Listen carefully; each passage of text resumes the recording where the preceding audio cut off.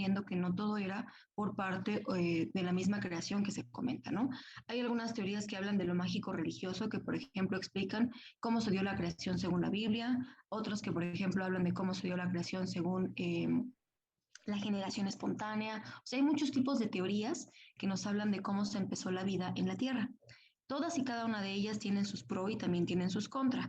Aquí no nos vamos a poner a debatir cuál de todas es real. Aquí lo que nos toca ver es más bien conocerlas, hablar de forma breve de cada una de ellas, solamente como de forma explicativa, y adentrarnos directamente a lo que nos toca, que es la evolución celular. Cuando hablamos de la evolución celular nos vamos a referir a grandes rasgos de que se trata de cómo la vida en nuestro planeta va a estar dada por estructuras muy pequeñitas que se conocen como células, que van a conformar tejidos, que van a conformar órganos y que van a formar seres vivientes, como en el caso del ser humano, ¿no? Y bueno, hablando un poquito de los antecedentes. Hablamos de Zacharias Jensen en 1600, él inventó el primer microscopio. Anteriormente no había con qué revisar este tipo de estructuras tan pequeñitas. Y lo único que teníamos era imaginar que las cosas se daban por movimiento espontáneo o porque otra cosa superior hacía que se movieran. Ya cuando se creó el microscopio se dieron cuenta de que existían estructuras muy pequeñitas que son imperceptibles a la vista, que son las que se encargan de generar la vida. Y ahí es en donde se empezó a hacer la diferencia entre lo que mueve a los individuos y dejar de creer en esa teoría mágica religiosa. Después tenemos a Robert Hooke en 1665 que utiliza por primera vez el término célula. Anteriormente se utilizaban algunos otros términos para referirse a estas estructuras que generaban vida y ya después con el tiempo se le fue llamando célula. ¿Quién fue el primero? Robert Hooke. Y ven cómo aquí tenemos un microscopio un poquito más desarrollado que el que teníamos de forma inicial. Este microscopio nos permitía observar estructuras como estas. Esto lo que ven acá es la hoja de un árbol. Permítanme tantito, por favor.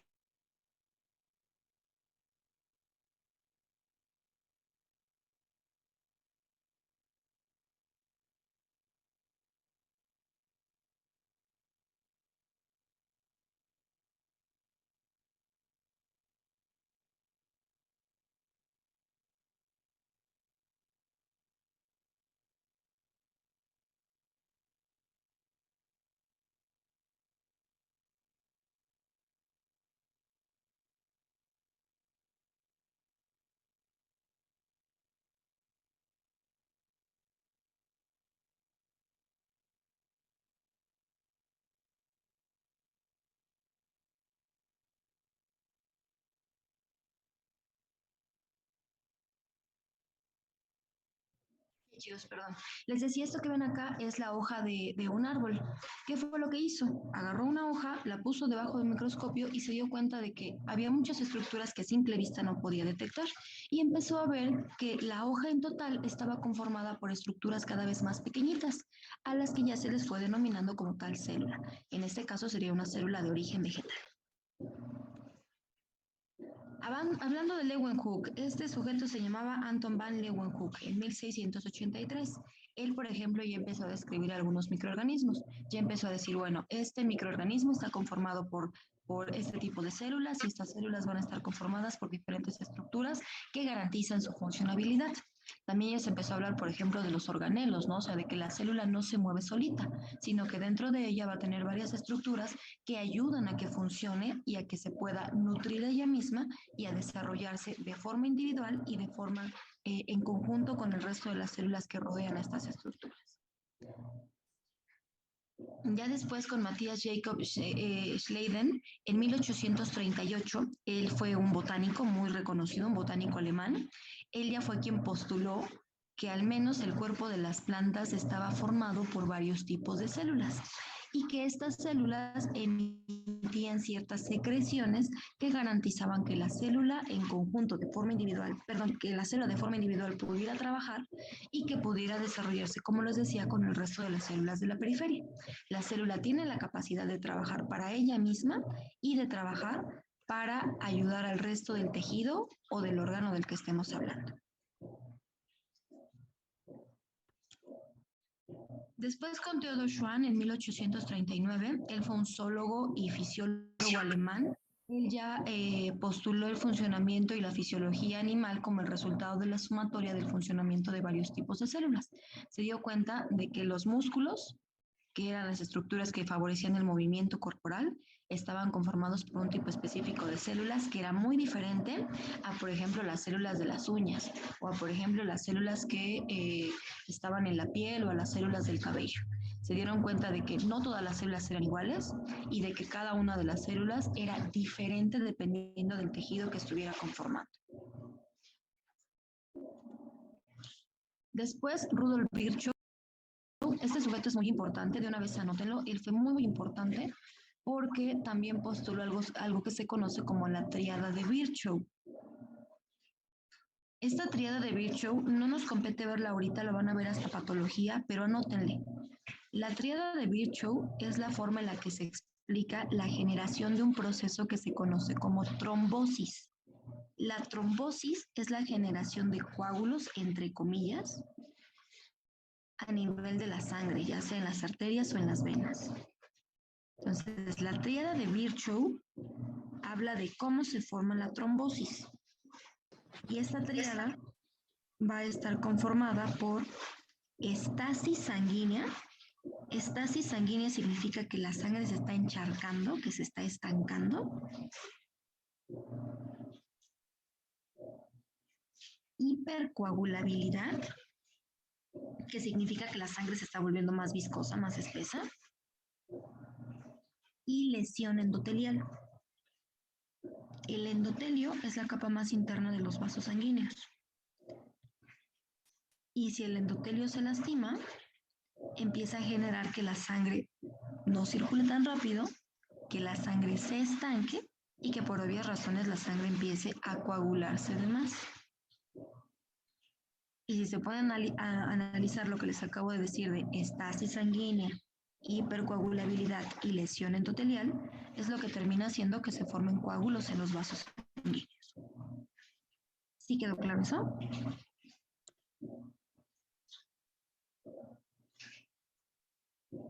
¿Lo podría volver a repetir, por favor?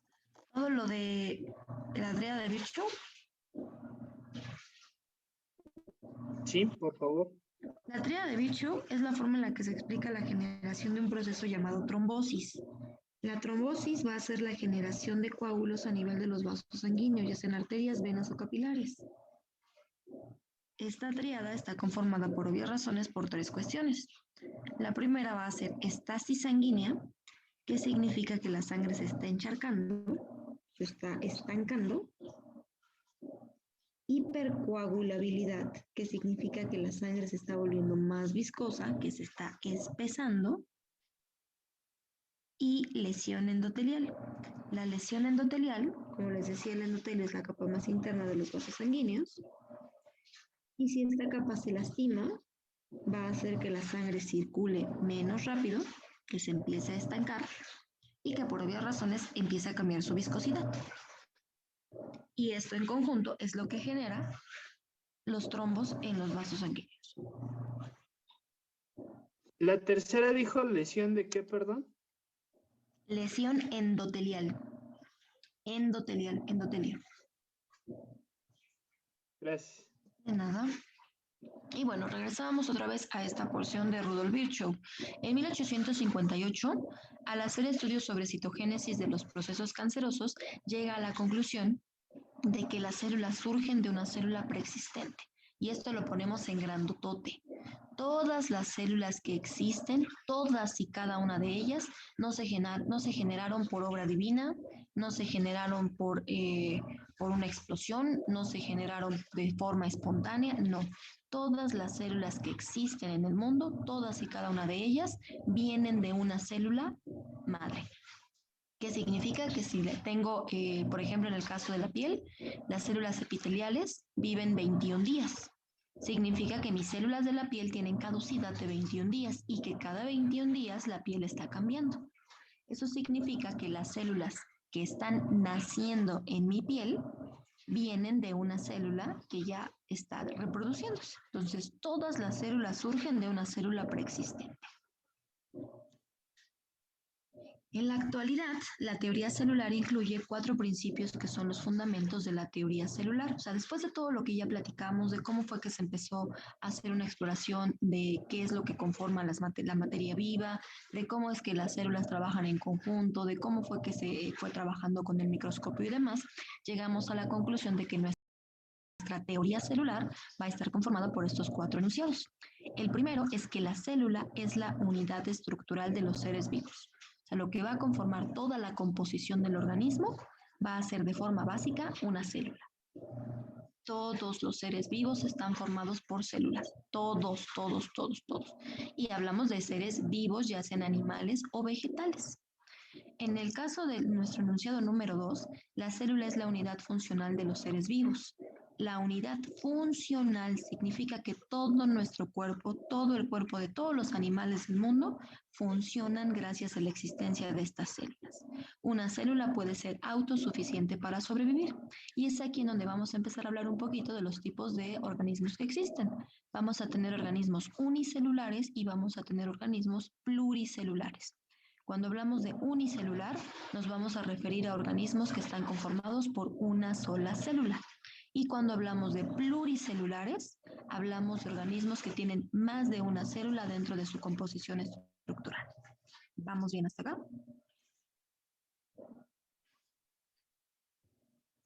Sí, profe. Sí, profe. Bueno, nuestro tercer enunciado, ¿qué es lo que dice? La célula va a ser la unidad reproductiva de los seres vivos. Significa que para que un organismo pueda perdurar o pueda perpetuar a la especie, perpetuar nos vamos a referir a que continúe esta especie, sus células tienen que reproducirse. Y ahí vamos a hablar un poquito de los tipos de reproducción celular que existen. Existen 2 principales, la mitosis y la meiosis. La mitosis la van a realizar todas las células de mi organismo, todas, todas, todas, todas. La meiosis solamente la van a realizar los gametos sexuales. ¿Quiénes son los gametos sexuales? El óvulo y el espermatozoide. Entonces, hablando de división celular, la mitosis la hace todas las células y la meiosis solamente el óvulo y el espermatozoide. Profe, ¿lo puede repetir, por favor?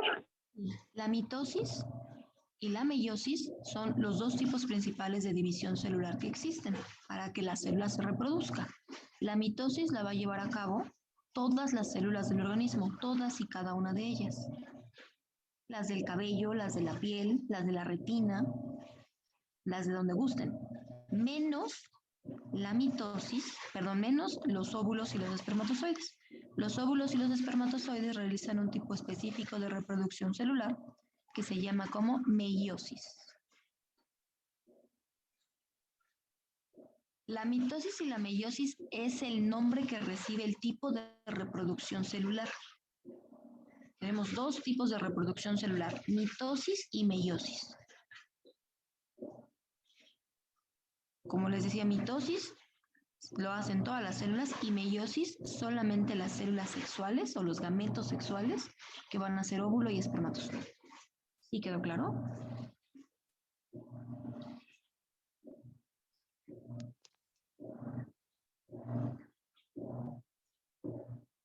¿Sí? ¿Vamos bien? Sí, profe. Sí, profe. Bueno, nuestro cuarto enunciado habla de que la célula es la unidad de información de los seres vivos. ¿Qué significa con esto la unidad de información? Bueno, que cada individuo es único. Inclusive si hablamos de gemelos idénticos, no son idénticos. Idénticos es un término coloquial que utilizamos para referirnos a ellos, pero en realidad no son idénticos. Cada individuo es único. No hay 2, no hay 3 iguales a este. No.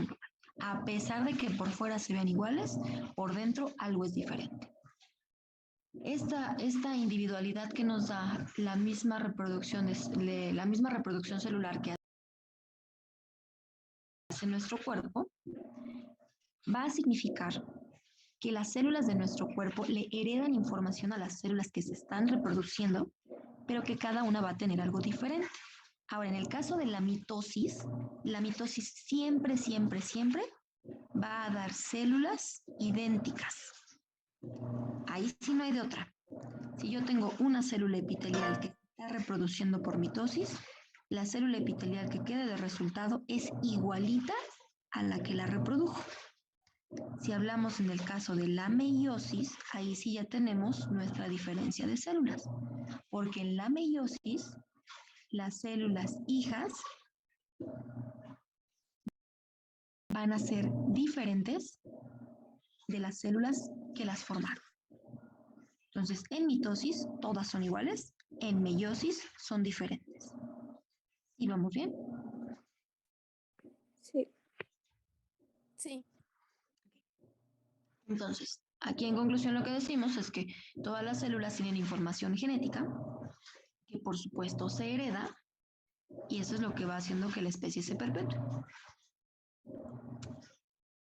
Y bueno, hablando de los tipos de células, vamos a tener dos tipos principales, que van a ser células procariotas y células eucariotas. Cuando hablamos de una célula procariota, a grandes rasgos nos vamos a referir a células sin núcleo. El núcleo es una estructura orgánica muy importante que va a llevar la información genética de la célula. No. Aquí me dicen que si entonces la mitosis son células madre y la meiosis son células hijas. No. La mitosis y la meiosis son dos tipos diferentes de reproducción celular. En los dos tipos hay células madres y hay células hijas. En el caso de la mitosis, la célula madre y la célula hija son igualitas. En el caso de la meiosis, la célula madre y las células hijas son diferentes. Entonces les decía, en el caso de los tipos de células, las procariotas significa que no tienen núcleo y las eucariotas significa que tienen núcleo. Aquí en la imagen podemos ver a nuestra célula procariota. No tiene núcleo, todo el material genético que tiene esta célula va a estar regado dentro del citoplasma.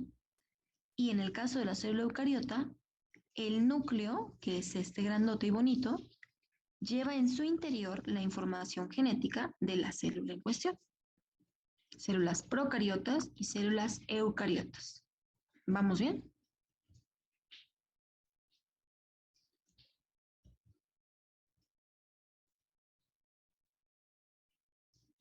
Sí, profe. Sí, profe. ¿Qué otra diferencia podría tener entre ambas células aparte del núcleo, doctora?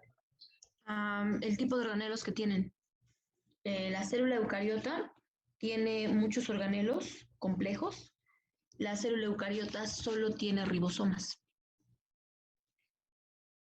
La célula procariota va a tener solo ribosomas. La célula eucariota va a tener núcleo, mitocondrias, retículo endoplásmico liso, retículo endoplásmico rugoso, lisosomas, ribosomas, aparato de Golgi, nucleolo. Entonces nosotros como humanos tenemos la eucariota. Exactamente. ¿Y la procariota qué animales o quién contiene? Las bacterias. Ah, ok, gracias. Por ejemplo, de las células procariotas. Y bueno, hablando de nuestra evolución celular, ¿cómo sucedió el paso de una célula procariota a una célula eucariota? Cuando hablamos de la evolución celular, como les decía al inicio de la clase, nos vamos a referir a cómo se dio o cómo estamos explicando que la vida existe. Esta teoría celular habla de que todo empezó a través de una célula, de una estructura pequeñita, con estas características. Lo que dice la teoría celular es que nosotros, inclusive nosotros como seres humanos, cuando se inició la vida en este planeta, empezamos así. Conforme fueron cambiando las condiciones climatológicas del planeta, se fueron propiciando entornos favorables para la vida. Y estos entornos favorables para la vida comenzaron de células tan pequeñitas como la procariota a través de las bacterias. Estas células empezaron a evolucionar. Cuando hablamos de una evolución, significa que mejoran con el tiempo, a que cada célula o cada nueva generación de células que se reproducen es mejor que la anterior. Eso es ¿Van evolucionando, profe? Exactamente, van evolucionando. Ahora, ¿de qué se trata? Por ejemplo, en la secundaria nos hablan de las teorías de evolución, de por ejemplo, de cómo empezamos desde los neandertales, ¿no? Los neandertales eran un tipo de homínido que era muy similar a nosotros, pero por supuesto con grandes diferencias. Este homínido que tenía, bueno, caminaba en 4 patas de forma ocasional, tenía una estructura ósea diferente, estaba cubierto de pelo completamente, tenía caninos, los caninos son los colmillos que tenemos en la boca, muy desarrollados porque eran carnívoros, o sea, eran individuos muy diferentes a como somos ahorita. Inclusive, por ejemplo, nosotros como Homo sapiens sapiens, porque es la evolución máxima hasta donde vamos ahorita, el Homo sapiens sapiens sigue evolucionando. Y eso significa que en unos muchos años, seguramente el ser humano de ese entonces va a ser diferente a como somos ahorita. Un ejemplo muy significativo es la evolución tan solo de las manos. ¿Qué es lo que nos diferencia del resto de primates? La utilización de nuestro dedo pulgar. Ese dedo pulgar es lo que nos da la evolución máxima dentro de los homínidos. Ustedes intenten agarrar las cosas sin utilizar su dedo pulgar y les va a costar muchísimo trabajo. Y esta utilización de nuestra pinza fina y nuestra pinza gruesa a través de la articulación del dedo pulgar es lo que nos garantiza un escalón más hacia la pieza evolutiva. Aquí me preguntan que qué función tiene la célula eucariota y la procariota. La función de las células es preservar la vida, reproducir la vida. Entonces, una célula procariota, que ya dijimos que es una estructura unicelular porque solo está conformada por una célula, su función es preservar la vida. Tiene que vivir. Y en el caso de la eucariota lo mismo, su función es preservar la vida. Nada más que en el caso de la eucariota es una célula mucho más especializada que cumple funciones más complejas que una procariota. La eucariota va a estar conformada en un individuo tan grande como nosotros. Nosotros tenemos millones de células dentro de nuestra composición estructural.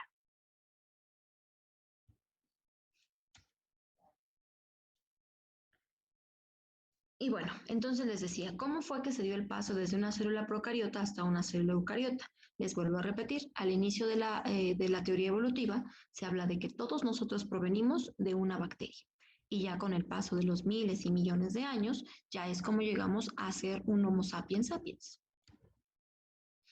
Y bueno, aquí tenemos una línea de tiempo, por así decirlo, una cronología de la evolución de las células.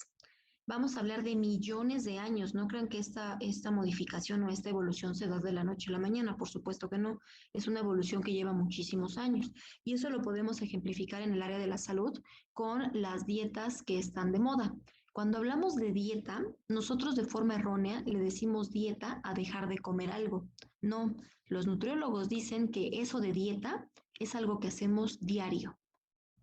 O sea, si yo desayuno un café, un pan y fruta, esa es mi dieta de la mañana. Si en la comida como arroz, frijoles y pollo, esta es la dieta de la tarde. O sea, quítense el concepto erróneo de la cabeza de que cuando decimos dieta, significa que pues, me voy a dejar de comer algo. No, no, no, está muy mal empleado ese término. Ahora, ¿qué es lo que hacen los nutriólogos para referirse de forma más específica a eso? Hablan del régimen alimenticio. El régimen alimenticio es lo que yo desayuno, lo que yo como y lo que yo ceno.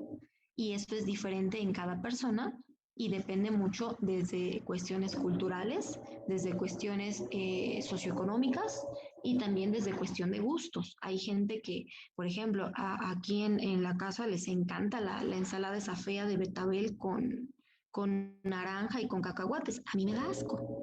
Entonces hay gente a la que le encanta este tipo de ensaladas, bueno, pertenece a su régimen alimenticio, pero también nosotros tenemos la capacidad de decir qué modifico y qué preservo de ese régimen alimenticio. Entonces, ¿por qué quiero hacerles el ejemplo con este caso? Porque hay muchas dietas, hay muchos regímenes alimenticios que están de moda, como en el caso de volverse vegetariano estricto o vegano.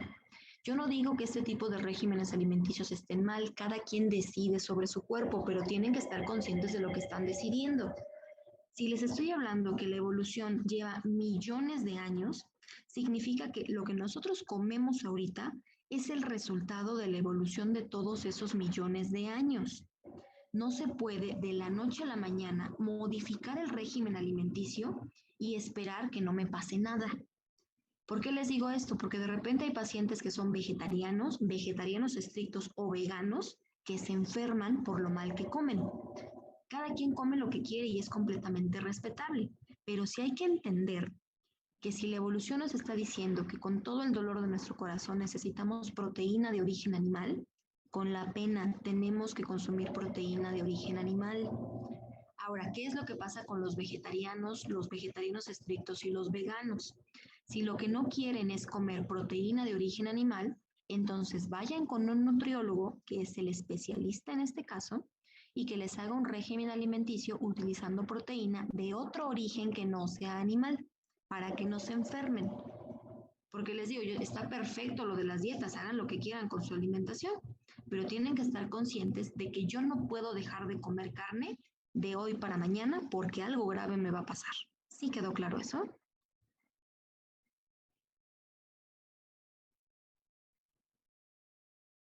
Sí, profe. Ok. Ahora me preguntan que cuál es la diferencia entre un vegetariano y un vegano. El vegetariano come todo de origen vegetal, todo de origen vegetal. No consume nada de origen animal. Nada, nada, nada. Eso incluye la leche, por ejemplo. El vegano, el vegano tiene la teoría de que los vegetales sufren. Entonces hay cierto tipo de vegetales que tampoco consumen. O sea, un vegano es todavía más restrictivo que un vegetariano. Ahora, dentro de los vegetarianos hay vegetariano convencional y vegetariano estricto. Y el vegetariano estricto también le pone peros a algún tipo de verduras.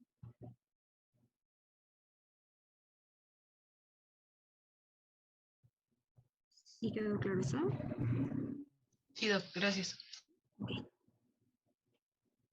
Y bueno, entonces regresando a esto de la evolución, hablamos de millones de años para que las células de ahorita sean como son, a diferencia de cómo empezaron. Les cierro sesión y les paso el enlace de la otra parte. Estírense tantito, no me tardo. Sí, aquí me dicen que si por eso los nutriólogos indican las cantidades. Sí, sí, exactamente. El nutriólogo es el especialista en esto, él es el que dice qué comer y cuánto comer de eso. Porque hay gente que dice, bueno, pero es que si como tanto de esto y es bueno y no me pasa nada si lo como en exceso. Otra vez en grandotote, todo en exceso hace daño. El agua natural es buena, por supuesto, el agua simple es buena, pero todo en exceso hace daño. Si ustedes se toman más de 3 litros de agua por día, les hace daño. Así sea agua simple. Les cierro sesión y les paso el enlace de la otra parte, no me tardo.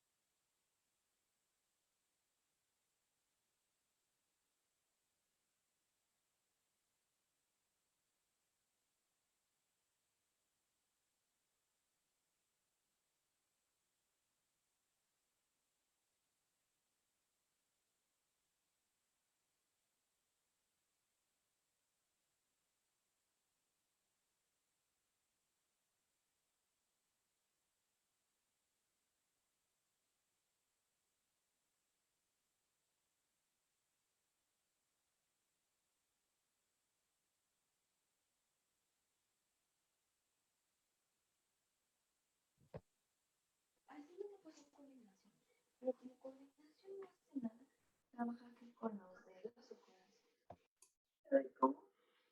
Ah, con los dedos. ¿Sí? Pues no sabe.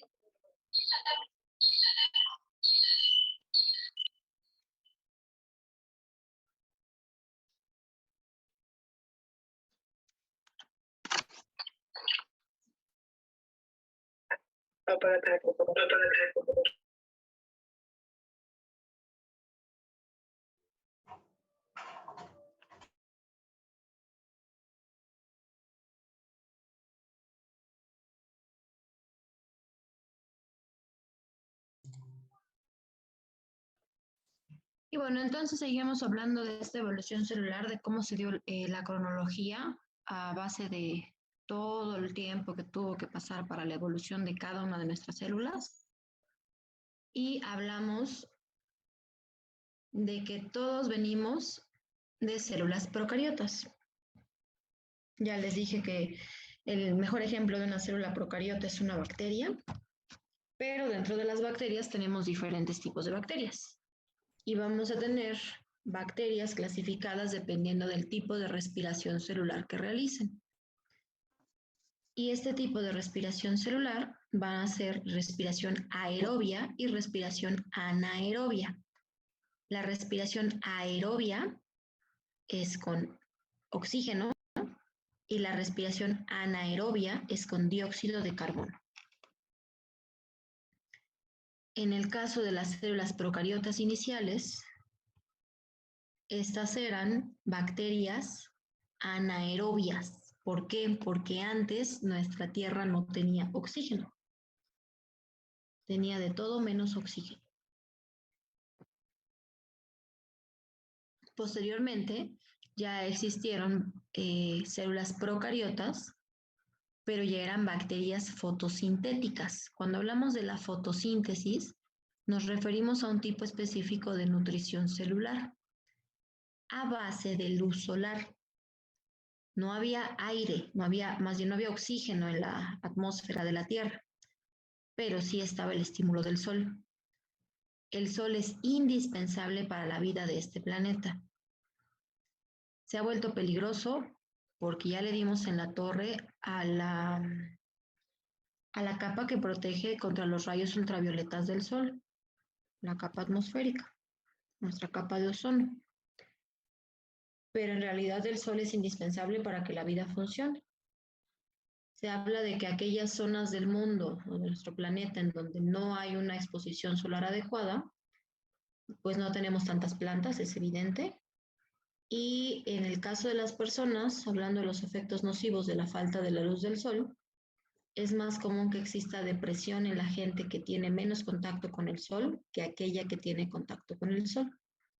Y esta depresión está directamente relacionada con una disminución de las rutas metabólicas y de los ciclos de reproducción y de función celular por la falta de sol, solamente por la falta de sol.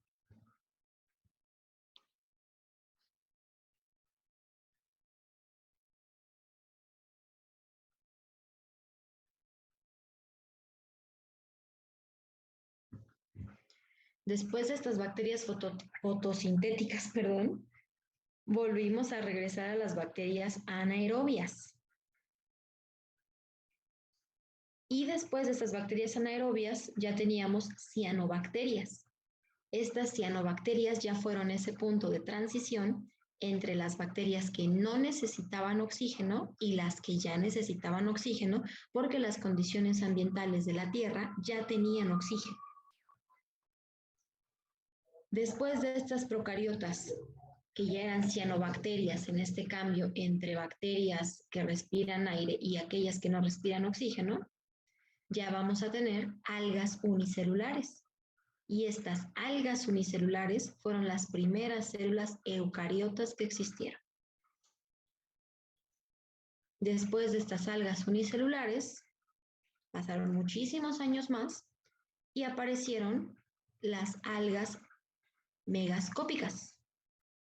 Y después de estas algas megascópicas ya empezaron a aparecer animales invertebrados. Cuando hablamos de animales invertebrados, son animales que no tienen columna vertebral.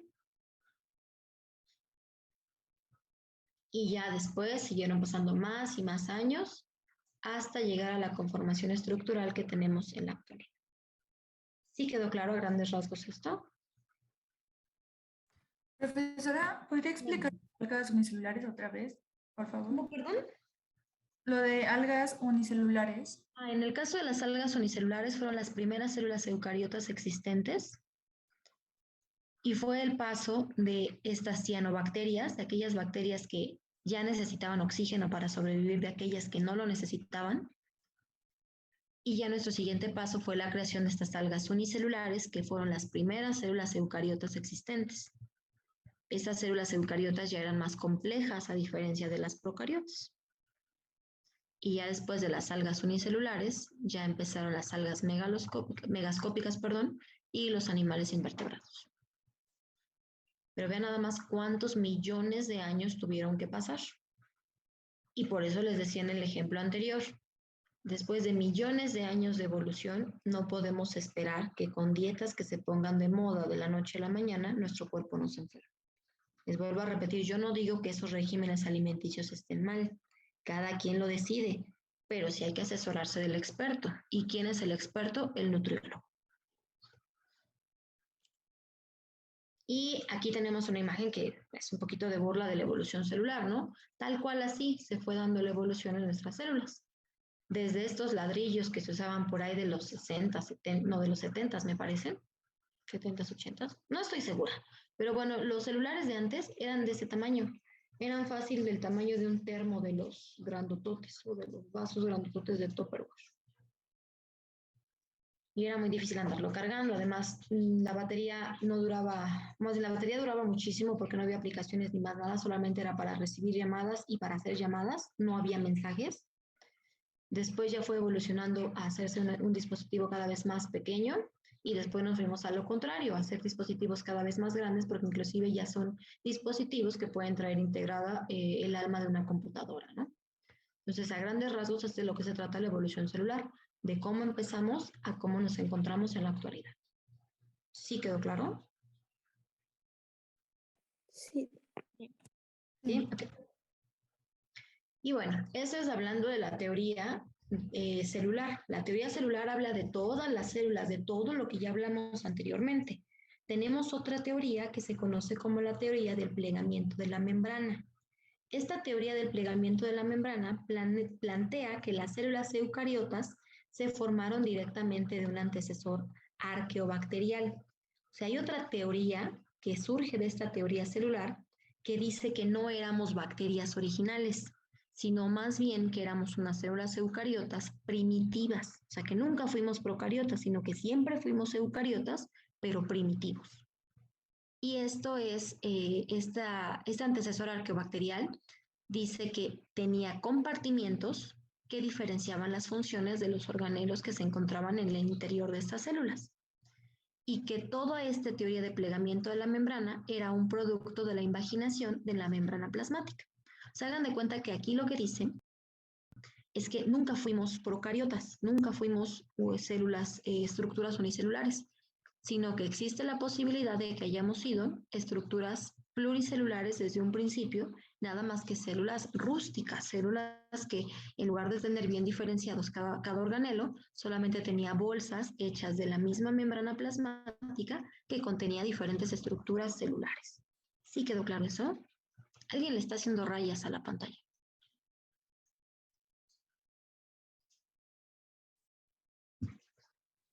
Perdón, profe, es que la quería hacer más grande. Ah, ya.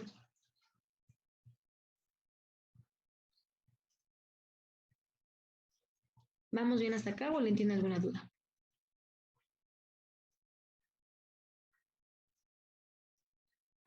Entonces, antes siempre fuimos, ¿cómo se llama? ¿Eucariotas primitivas o cómo? No. Acuérdense que las teorías es suponer. No podemos decir que así eran las cosas porque no lo sabemos, estamos suponiendo. Entonces, dentro de la teoría o dentro de las teorías que explican cómo estamos ahorita, tenemos a la celular que dice que empezamos desde una célula procariota hasta ser ahorita una eucariota muy compleja. Y también hay otra misma teoría que explica esa evolución que dice que no éramos procariotas, sino más bien que éramos eucariotas desde un principio. Estas son teorías, son suposiciones de cómo llegamos hasta acá. Es como en el caso de la religión.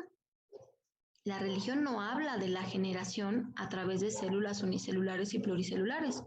¿Qué teoría tiene la religión? Que alguien superior, pónganle el nombre que quieran, dependiendo de la religión de la que estén hablando, que alguien superior creó las cosas solo porque sí. Digo, si se ponen a pensarlo un poquito, pues hasta parecería absurdo, ¿no? O sea, ¿cómo es que si estamos hablando de que las células o que la evolución de nuestros cuerpos se dio desde una estructura muy pequeñita, unicelular y muy primitiva, hasta cómo somos ahorita, cómo me explican que en el caso de las mujeres salimos de la costilla de alguien, ¿no? Por ejemplo. O sea, son teorías que se tienen, son suposiciones de cómo se dio la evolución. No podemos decir con una certeza completamente segura de que es tal cual como pasaron las cosas. ¿Sí me explico?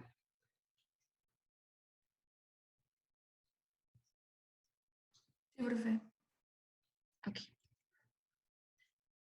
Y bueno, aquí explicando lo de esta teoría del plegamiento de la membrana. Esta que ven acá es una célula eucariota primitiva. Y estas células esto que ven acá es la membrana plasmática. La membrana plasmática es una estructura que recubre a toda la célula, evita que lo que está dentro se salga. Este plegamiento de la membrana habla de que los organelos de nuestro cuerpo, perdón, de nuestras células, se fueron formando con pliegues que hacía nuestra membrana. Cada pliegue hacía una nueva bolsita y estas nuevas bolsitas se encargaban de funciones cada vez más complejas en el interior de la célula. O sea, hagan de cuenta que es como si tuvieran una casa en obra negra. Solamente tienen, imagínense que el piso y las paredes. Y todos dentro de ese piso y paredes conviven, pues, unos pegados con otros. Hablando de esta teoría del plegamiento de la membrana, significa que mi cascarón de casa ya no solamente era un cascarón, sino que ya empezaba a hacer cuartitos diferentes para que cada quien estuviera separado en su espacio. ¿Sí quedó mejor?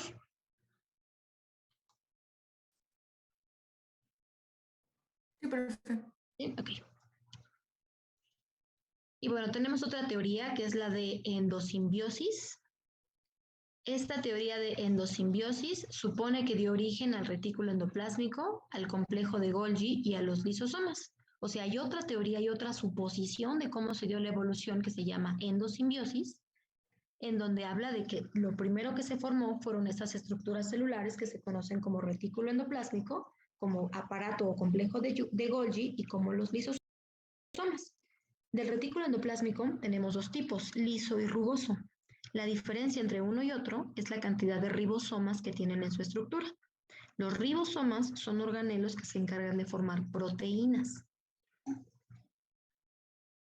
Y como les decía, tenemos dos tipos de retículos endoplásmicos, el liso y el rugoso. El liso no tiene ribosomas y el rugoso está completamente pegadito con ribosomas. Entonces, esta teoría dice que nuestras estructuras celulares se formaron a partir de esto. Permítanme tantito, por favor.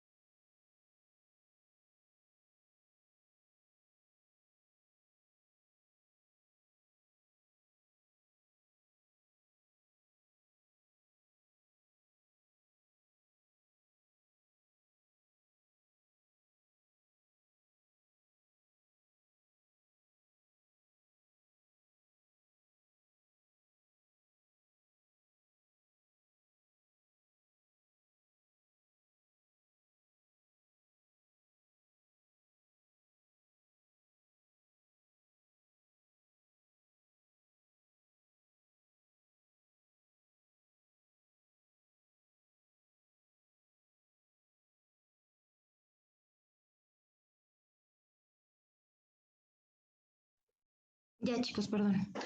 Bueno, entonces les decía, esta teoría de la endosimbiosis habla de que las funciones de nuestras células se dieron a través de varios organelos y no, por ejemplo, a través del núcleo, ¿no? Que se encontraba todo el material genético y todo el material que hacía que nuestras células preservaran su composición y que la pudieran heredar a sus hijos.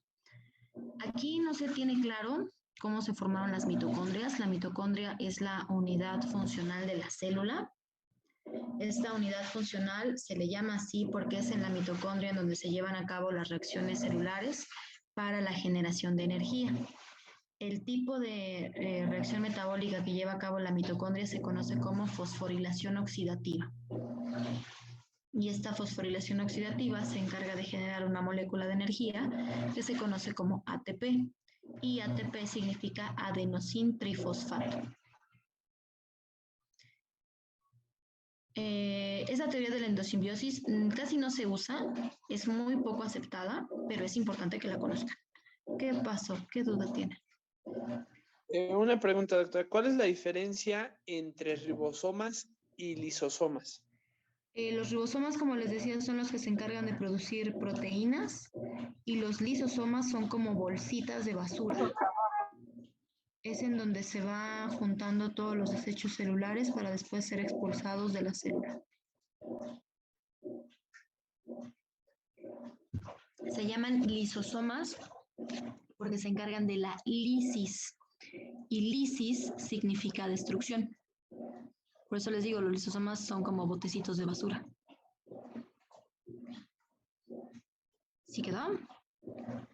Sí, ¿Y gracias. ribrosomas?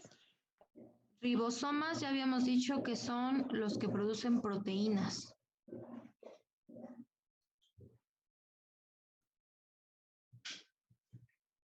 ¿Ya quedó? Profe, Sí, ¿podría profe. repetir lo de mitocondria, que es la unidad celular y tiene el nombre de fosforilación? La mitocondria es la unidad funcional de la célula. O sea, lo que hace que la célula funcione son las mitocondrias. Dentro de la mitocondria se da la respiración celular y la generación de energía. El tipo de ruta metabólica que utiliza la mitocondria para generar energía se conoce como fosforilación oxidativa. Y esta fosforilación oxidativa da como resultado una molécula de energía que se llama en mayúsculas ATP. Y ATP significa adenosín trifosfato. Doctora, tengo una duda. En cuanto a las mitocondrias, ya que nos comenta que es como la esencial de toda la célula, ¿hay alguna patología celular en cuanto afecte a la mitocondria o qué pasaría si la mitocondria no hace su trabajo adecuado? Sí hay muchísimas patologías genéticas que son raras por fortuna, que pueden afectar al funcionamiento de la mitocondria. Esto significa que la mitocondria, si se enferma, el tipo de respiración celular que está llevando no podría ser la fosforilación oxidativa, tendría que ser otra. Y esto puede condicionar alteraciones en el funcionamiento de todas las células de mi organismo, alteraciones, por ejemplo, en el tipo de respiración celular que se está llevando a cabo. Y hay muchas anomalías cromosómicas que afectan a la mitocondria que son incompatibles con la vida. Cuando hablamos de algo que es incompatible con la vida, significa que hagamos lo que hagamos, el ser que está conformado con esas estructuras no puede sobrevivir. Porque queramos o no queramos, nuestra célula respira con las mitocondrias. Y si las mitocondrias están enfermas, pues la célula se va a morir. Y ya dijimos que en conjunto estamos formados por millones de células. Eso significa que la existencia de nuestro organismo se vería comprometida si la mitocondria se enferma. Ok, gracias. Ajá. Y bueno, esto de la endosimbiosis es precisamente esto. Tenemos endosimbiosis primaria y endosimbiosis secundaria. O sea, significa esto de endosimbiosis. Endo es que va de afuera hacia adentro. Y esto va a significar que estas estructuras celulares estén absorbiendo organelos de otros lados. O sea, que nuestra célula, aquí lo que dice la teoría de la endosimbiosis es que nuestra célula fue absorbiendo organelos de varias estructuras. Es una teoría rara, les digo, casi no se usa, casi no se cree en ella, pero pues es importante que la conozcan. ¿Vamos bien?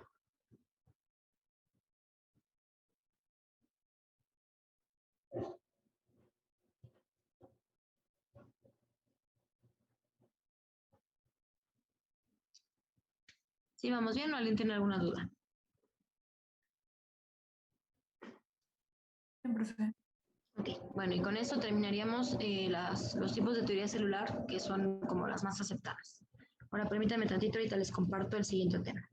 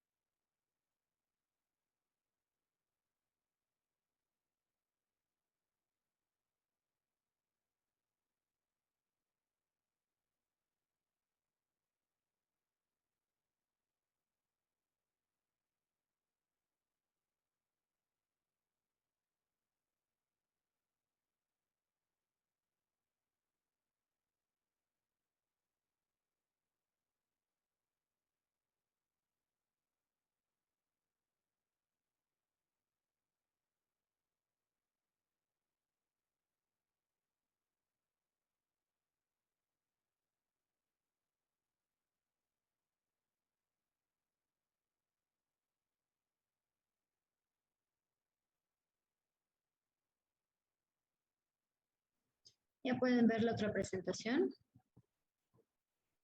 Ya, pues. Sí, profe.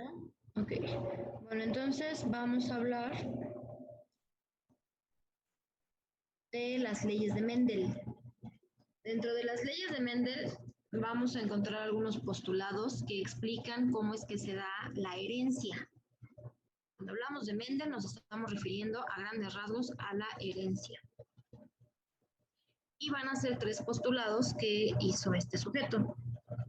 Mendel era un biólogo, me parece que era monje, no recuerdo bien, y él lo que hizo fue hacer observaciones a través de las plantas de los chícharos. A grandes rasgos, ¿qué es lo que hizo él? Bueno, este monje se dedicó a observar cómo se daba la reproducción de los chícharos. Ah, exactamente, sí, lo que nos está diciendo Evelyn en el chat.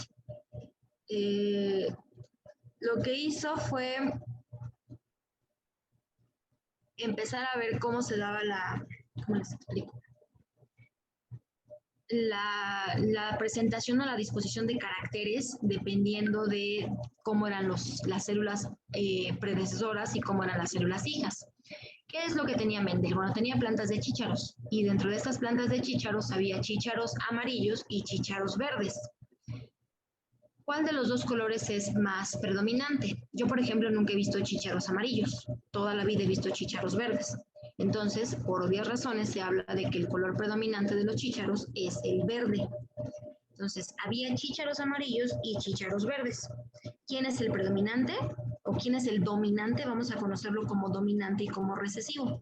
El dominante es el color que siempre está o que está en mayor cantidad de veces, y el recesivo es el que está de vez en cuando. Y esto anótenlo en grandote.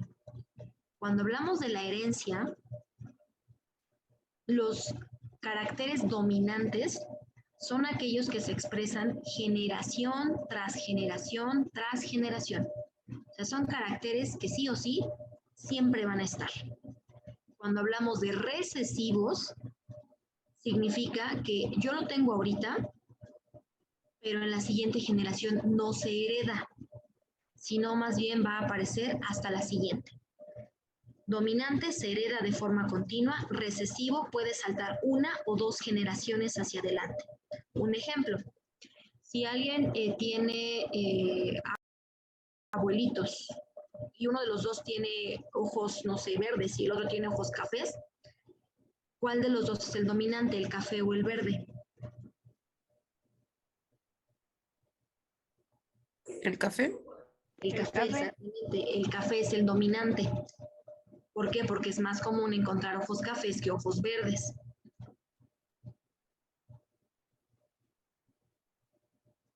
Eso significa que los ojos cafés van a estar presentes en los hijos que tengan esos abuelitos, o sea, sus papás.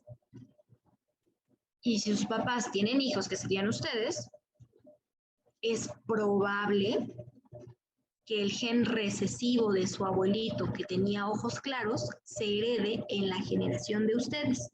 Y si no se hereda en la generación de ustedes, puede aparecer en la generación de sus hijos. ¿Sí me expliqué?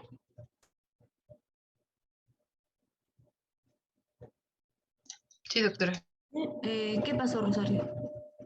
Bueno, un ejemplo de genes dominantes podría ser como que la sangre, de que siempre es, bueno, siempre son los mismos tipos, pero hay un tipo de sangre que creo que me parece es el RH nulo, podría ser como un gen recesivo. No. En el caso de los grupos sanguíneos no. Es un poco más complejo de explicar esto de la herencia en el grupo sanguíneo, porque hablamos, por ejemplo, de los tipos de los grupos A, B, O, que tenemos A, B y O. Esos son los tipos de sangre más comunes. El RH es el tipo de antígeno que tiene en la superficie de los eritrocitos. Entonces, el RH positivo significa que el antígeno de estos eritrocitos está presente en su membrana y el RH negativo significa que no hay antígenos en la membrana de los eritrocitos. Por supuesto que tiene que ver con la herencia, sí, pero es un poquito más complejo explicar la herencia en los grupos sanguíneos que, por ejemplo, con el color del cabello, con el color de la piel o con el color de los ojos. Sí está bien, pero es un poquito más complejo explicarlo. Ah, ok, gracias. Ahora sí, es lo que dice, ¿no? De que tienes características similares a tus abuelitos, sí, porque seguramente esas características eran recesivas, no dominantes. ¿Sí quedó claro eso? Sí, profe. Sí, profe. Sí, ok. Y bueno, entonces decimos que estas leyes de Mendel explican y predicen cómo van a ser los caracteres físicos. Los caracteres físicos, o sea, cómo se ve el organismo por fuera, se conoce como fenotipo. Fenotipo. Y cómo se ven estas características de forma interna, o sea, ya a nivel de nuestros genes, a nivel de nuestro material genético, se le conoce como genotipo con G. Fenotipo es por fuera y genotipo es por dentro.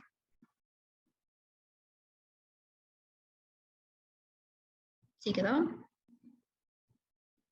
¿Lo puede repetir, por favor? Sí, fenotipo son las características externas y genotipo son las características internas. Fenotipo por fuera, genotipo por dentro.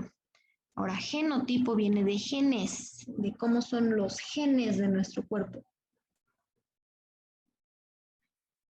Y lo que les decía hace rato con los chicharitos, ¿qué es lo que él hizo? Bueno, había chícharos verdes, chícharos amarillos. El dominante es el verde, el recesivo es el amarillo. Significa que si yo mezclo un chícharo amarillo con un chícharo verde, ¿qué es lo que voy a tener? ¿Hijos verdes o hijos amarillos? ¿Verdes? Verdes, exactamente. Y si yo de esos mismos hijos tienen hijos, esos dos chícharos verdes, ¿qué voy a tener de herencia? Probabilidad de un chícharo amarillo. Exactamente, ahí aparece la probabilidad de un chícharo amarillo. Entonces, hasta la tercera generación puede que tenga un chícharo amarillo y un chícharo verde. Y así nos vamos hacia abajo.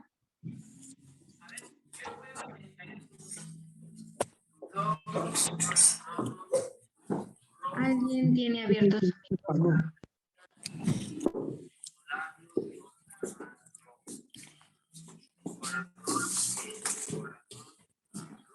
Doctora, ¿qué pasa con el pie equinovaro? ¿Cómo que qué pasa con el pie equinovaro? Tengo entendido que esa enfermedad también es de herencia.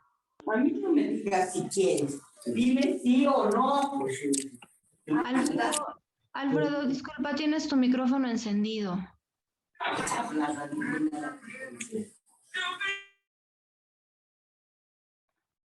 Sí les voy a pedir que tengan cuidado con los micrófonos. Estamos en clase, de preferencia hay que poner atención en la clase, por favor.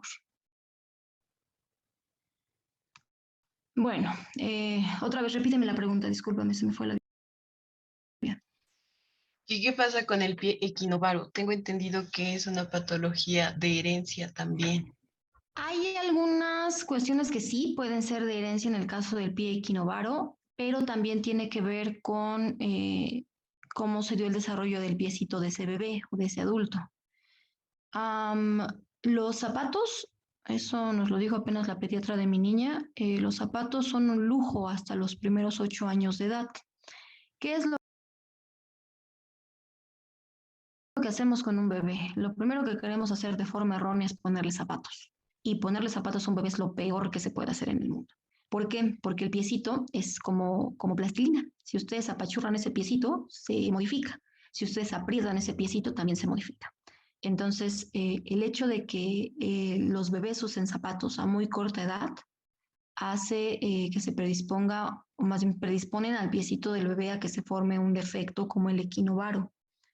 Entonces, sí hay cierta carga genética, sí, por supuesto, pero en el caso del pie equino no es así como de siempre, siempre va a pasar. Por fortuna, este es un gen recesivo. O sea, puede que si papá y mamá tienen este defecto, sus hijos lo tengan, puede que sí, puede que no. Aquí tenemos un 50-50, tanto que sí como que no. Pero también tiene que ver mucho cómo se fue desarrollando ese piecito. Entonces, les vuelvo a repetir, no es conveniente que los bebés utilicen zapatos o que los niños usen zapatos hasta los primeros 8 años después del año. Los zapatos son un lujo. ¿Qué significa esto? Que solo los tiene que usar cuando los necesite de verdad. Si, por ejemplo, está en casa, ¿qué es lo que se sugiere? Hay unos zapatitos ortopédicos que se llaman atipas y son como zapatitos de goma, como si fuera un calcetín con suela de goma. Y estos son muy buenos para que los niños anden caminando en la casa. Si van a salir a la calle, pues sí, no, ni modo, hay que ponerles zapatos. Pero si van a estar adentro de casa, sin problema pueden usar estos zapatitos para evitar que su pie se deforme. Inclusive hace unos años, a lo mejor a ustedes ya no les tocó, pero era muy común que en la primaria nos pusieran zapatos ortopédicos, zapatos en forma de botita. Y bueno, muchos de estos zapatos de botita son los que terminan ocasionando alteraciones a nivel de la formación del equinovaro o también alteraciones a nivel de la columna vertebral. Así, bueno, ¿qué tiene que ver la columna? Los pies, los talones son el punto de sustentación de toda nuestra columna vertebral. Y si desde la base está mal sustentado el peso, pues evidentemente la columna en algún momento va a pegar de gritos. ¿Sí quedó claro eso? O sea, sí se puede dar la predisposición genética, sí, sí, sí, por supuesto, pero aquí tenemos un 50-50. Ahora, si por ejemplo, papá, aquí sí también anótenlo en grande, cualquier dato genético o cualquier enfermedad que tenga la línea materna se hereda de forma directa. Cuando es de línea paterna, puede que salte una generación o puede que salte dos.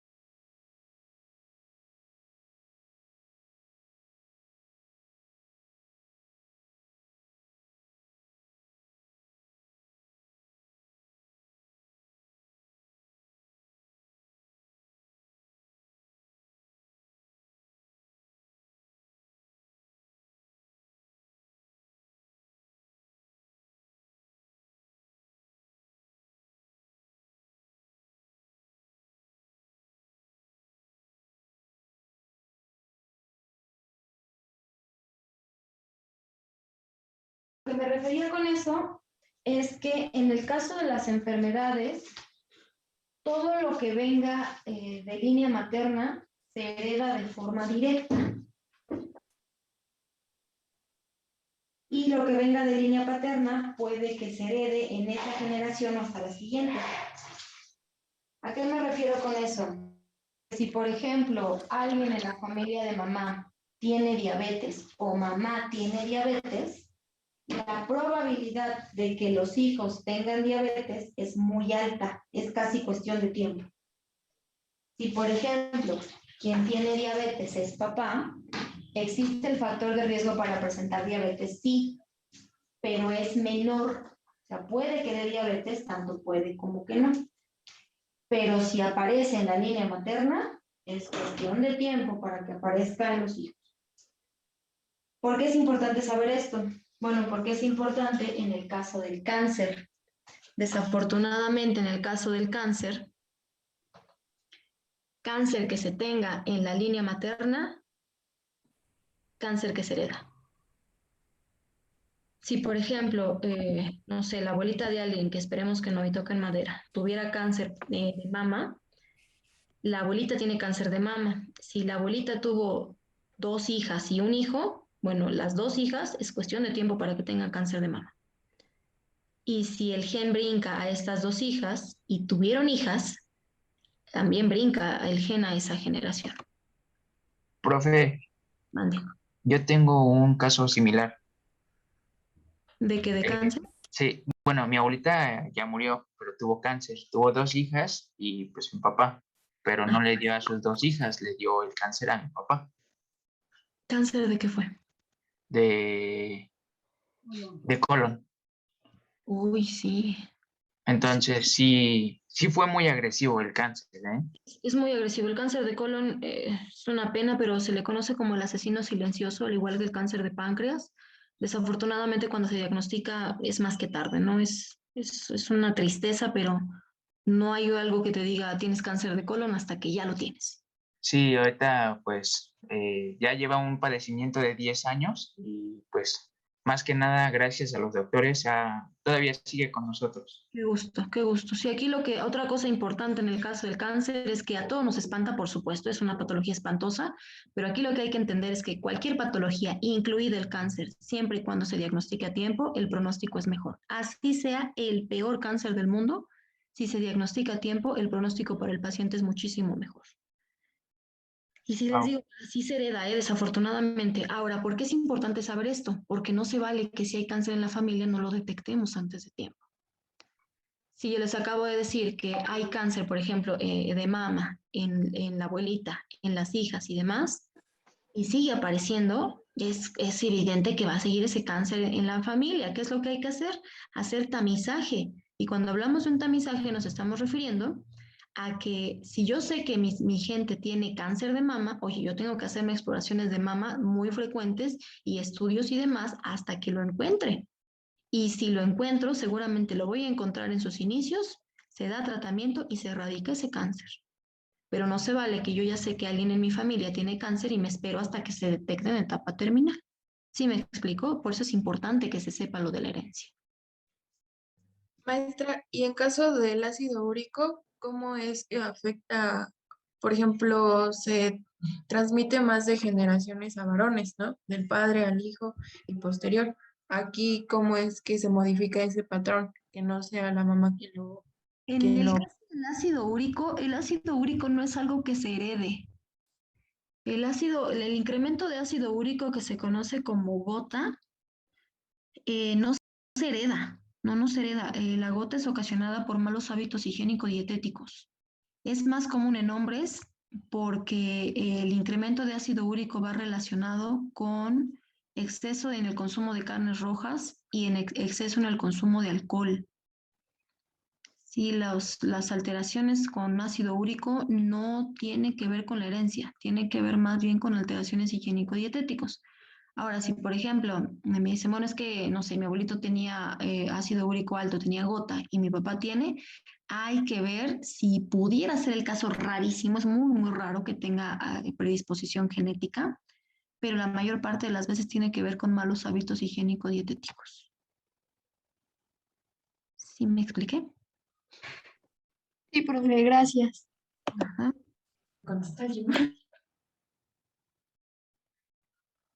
¿Qué dice? ¿Qué es eso? En el caso de, aquí me preguntan que qué tan cierto es de que depende que si es niña o es niño, si se hereda algo, de los cromosomas. Le vamos adelantando. Los cromosomas que conforman a un hombre y una mujer son diferentes. En el caso de un hombre va a ser un cromosoma X y un cromosoma Y. Y en el caso de la mujer son dos cromosomas X. Estos cromosomas X, ahora, ¿de dónde vienen? Bueno, en el caso de ustedes, si son mujeres, tienen un cromosoma X de su mamá y un cromosoma X de su papá. Ahora, ¿por qué en el caso de las enfermedades genéticas la mujer es portadora pero no siempre presenta la enfermedad? Porque están de acuerdo que tengo, imagínense que mi cromosoma X de mamá está enfermo. Bueno, a lo mejor está enfermo, pero no es el único X que tengo mi cromosoma X de papá. Entonces, como tengo dos X, una enferma y una sana, la sana hace el trabajo de los dos y no se expresa la enfermedad. Soy portadora, sí, pero no estoy expresando la enfermedad. Ahora, ¿qué pasa si yo que tengo esa enfermedad porque soy portadora, tengo un hijo varón? ¿Qué significa? Ese niño va a tener cromosoma X de mamá y cromosoma Y de papá. ¿Y cuál dijimos que está enfermo? El cromosoma X de mamá. ¿Qué significa? Que la enfermedad que yo tengo que no estoy expresando, la va a presentar mi hijo varón. ¿Sí me expliqué? ¿Lo puede volver a repetir, por favor? Sí. Los hombres tienen dos cromosomas, X y Y. Las mujeres tenemos XX. ¿De dónde vienen? Bueno, nosotros nos conformamos de información genética de papá y de información genética de mamá. En el caso de las mujeres que tenemos dos X, una X viene de mamá y una X viene de papá. Si una de las dos X está enferma, no pasa gran cosa. ¿Por qué? Porque tengo dos X. Una X está enferma y una X está sana.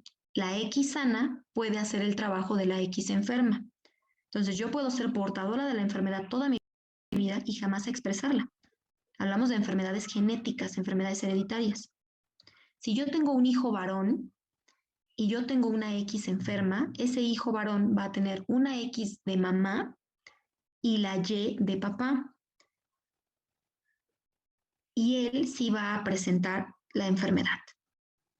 ¿Sí quedó mejor? Sí, doctor. Sí, profe, gracias.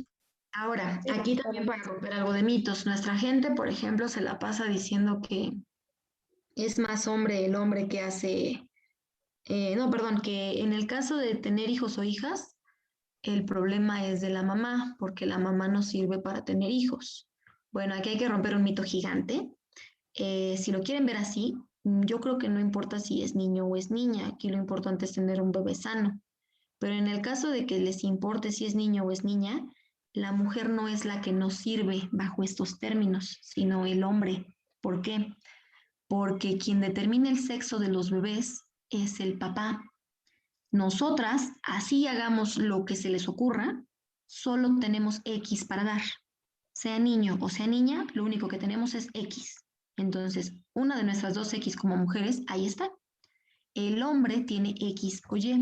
Entonces, el hombre es quien dice si le va a pasar su X a ese bebé para ser una niña o si le va a pasar la Y para ser un niño. ¿Sí quedó claro? O sea, no es que la mujer nos sirva bajo estos términos erróneos, a mí me parecen, quien nos sirve es el hombre, porque es quien termina disponiendo el sexo del bebé. ¿Sí quedó claro eso? Sí, doctora. Y en el caso de... Ah, perdón.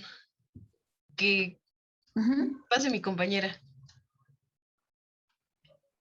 Bueno, y en el caso de cuando dicen que es porque no podemos tener hijos, bueno, hubo una ocasión en la que estuve en una consulta y una señora quería embarazarse, pero no pudo.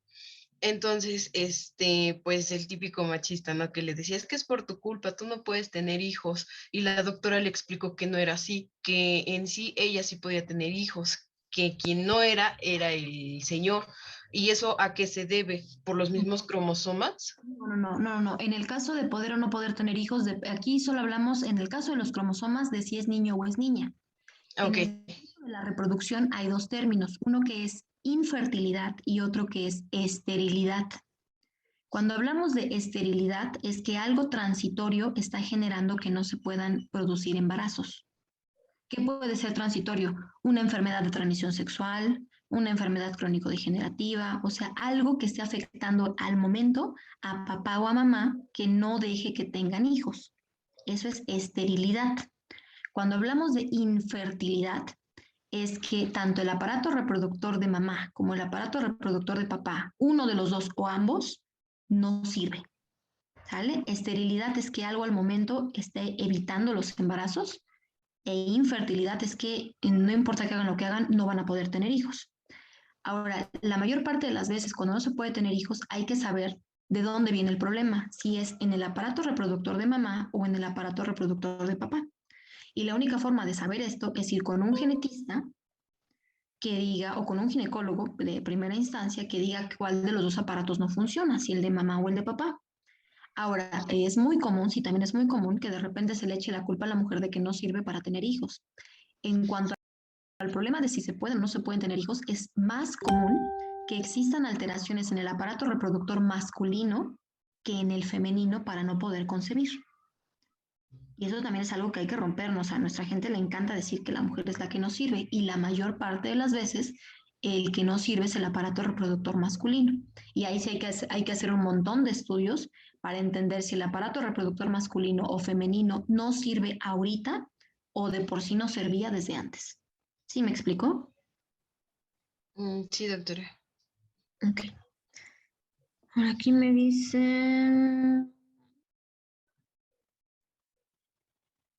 Sí, aquí dicen, por ejemplo, que en el caso de la diabetes, que si se tienen hijas, sí, es lo que decíamos, ¿no? O sea, si yo tengo una enfermedad, toquen madera, pero si una mujer tiene una enfermedad y tiene hijas, están de acuerdo que le van a pasar una X enferma y la otra X la tiene sana, o sea, tiene la probabilidad de que ese bebé herede la enfermedad que yo tengo. Si es, por ejemplo, un niño, la X que yo tengo está enferma y la Y que tiene es la de papá. Entonces, aquí también existe la alta probabilidad de que esa persona, hombre, tenga diabetes antes de una mujer, siempre y cuando su mamá esté enferma. Es lo que les decía, cualquier enfermedad que se herede de línea materna pasa de forma directa, prácticamente cualquiera.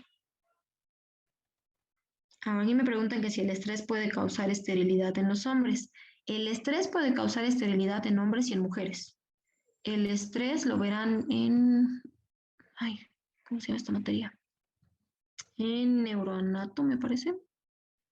No me acuerdo en qué materia lo doy, pero en el caso del estrés, el estrés tiene la capacidad de hacer de todo, inclusive de enfermar de diabetes y de hipertensión y inclusive de cáncer. El estrés lo que hace es afectar las conexiones nerviosas de nuestro sistema nervioso central, genera irritación de este sistema, también del sistema nervioso autónomo, y hace que las defensas de nuestro cuerpo bajen. Muchos de los ejes endocrinos hormonales están relacionados con el estrés y si el estrés no deja que esto funcione, podemos tener episodios de esterilidad. La endometriosis también genera esterilidad. Ahora, la endometriosis, ¿por qué no genera infertilidad? Bueno, porque la endometriosis se puede tratar. Y la endometriosis significa que hay porciones del endometrio, que es la capa más interna del útero, que pueden estar regadas en varias porciones del cuerpo. Es una enfermedad rarísima, por fortuna. Pero la endometriosis no es que no se puedan tener bebés, sino que hay que dar tratamiento para erradicar la endometriosis en cualquier otra porción del cuerpo y con tratamiento y mucho seguimiento sí se pueden tener bebés. Entonces, la endometriosis es correcto, sí puede causar esterilidad. Es transitorio, no es para siempre. ¿Sí, vamos bien? Sí, profe. ¿Sí? Ok. Y bueno, como son un chorro, anótenle por favor. Nos vamos a quedar en el tema de las leyes de Mendel en la diapositiva número 2. Ya les pasé los links de las diapositivas de hoy. Entonces, por favor, nos quedamos, anoten en la diapositiva número 2 de las leyes de Mendel. Terminamos de revisar este tema la siguiente clase y vamos a empezar a hablar de la mecánica de la herencia, hablando de mitosis y de meiosis, ¿sale? Y ya después nos vamos con la unidad número 4. Si llegan a tener alguna duda, me preguntan en la clase siguiente. ¿Qué es lo que vamos a hacer ahorita? Tengo que pedirles participación para, o más bien que comenten algo para su asistencia. Entonces, por favor, en el chat de Zoom,